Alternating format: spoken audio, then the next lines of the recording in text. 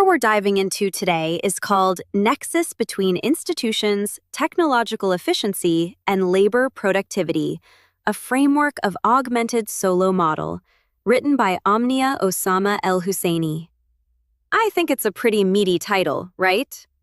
Oh, absolutely. A bit of a mouthful.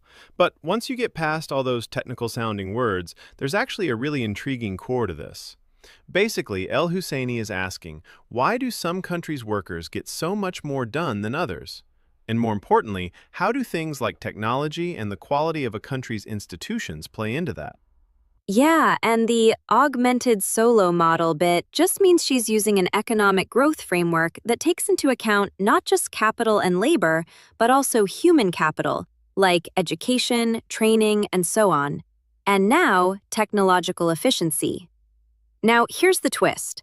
While past research looked at tech and institutions separately, El-Husseini wants to see how they work together to affect productivity.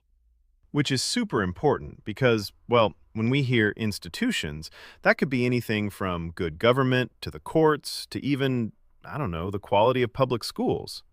And technological efficiency, that's just, can you actually use whatever technology you have as well as possible? Not just, do you have shiny new gadgets? Exactly. And there's this core problem she's addressing, which is that even if a country gets access to better technology, if its institutions aren't up to snuff, like if there's corruption or instability, the gains in productivity just don't really land. She sets out to test whether institutions actually change, or moderate, the impact that tech efficiency has on how much workers produce. And, that's pretty huge for a policymaker deciding where to put their energy and investments. Totally. The way she tackles this is by looking at data from 175 countries over nearly 3 decades. She slices things up by income group, so high-income countries, upper middle, and lower middle, and uses this fancy thing called data envelopment analysis to measure how efficiently each country uses its resources. And there's some hefty math there, but Yeah, let's keep it simple. Basically, countries that sit at the top of the efficiency scale become the benchmark, and everyone else gets compared against them. And here's one of the key findings. Institutions actually make or break how much impact tech efficiency has on productivity. right, so if your institutions are strong, think solid rule of law, good governance, low corruption, then improving tech efficiency gives you a big boost in productivity. But if your institutions are weak, even the latest gadgets and best practices won't save you. The benefits basically fizzle. It's like giving a race car to someone who can't drive. The car's potential is wasted. That's actually a perfect analogy. And it also kind of explains why we see these persistent gaps between richer and poorer countries, even as everyone has, like, smartphones now. I mean, you can have the tools, but if your policy or legal environment is unstable. Yep, and it made me think. Do you remember when everyone got super excited about giving laptops to every kid worldwide as a fix for education?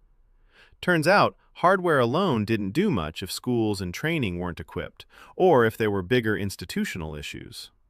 So true. And the paper essentially says we can't look at tech or institutions in isolation. Policymakers shouldn't focus on just getting better tools or just cleaning up government. The synergy, or like the two working together, is what moves the needle on productivity and growth. The takeaway for listeners, then, is that when you hear about magic wand fixes, whether it's new tech or big reforms, it's always worth asking, what else needs to be true for that to work?